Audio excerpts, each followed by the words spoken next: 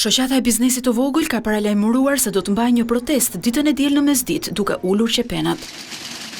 Arsyeja është ligji i fiskalizimit. Edhe më herët ata kanë kërkuar që ky proces të shtyhet në kohë për 2 arsye. E para është një kosto shtesë për biznesin e vogël dhe të mesëm, i papërballueshëm sot në situatën ekonomike që po kalon biznesi, dhe e dyta e kemi kundërshtuar që në të dytën që është po më e rëndësishme se e para, për arsye sepse është një sistem me teknikë shumë të lartë dhe me të ndërlikuar. Shoqata i kërkon qeverisë që të reflektojë për këtë kërkesë pasi aktiviteti ekonomik pas krizës së pandemisë nuk mund të përballojë kostot shtesë për bizneset. Është i papërballueshëm të kryej sot biznes në Shqipëri me këto kosto kaq të larta dhe me këtë fuqi blerëse kaq të ulët.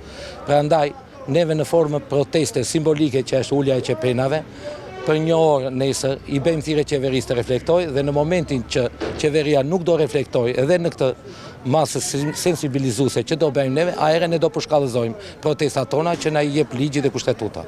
Aktualisht procesi i fiskalizimit është duke ecur me ritme të ngadalta në të gjithë vendin, kjo pasi deri në fund të vitit nuk parashikohet të aplikohen penalitete në rast të gabimeve. Por nga janari 2022, ligji thotë se fatura do të jenë tërësisht elektronike.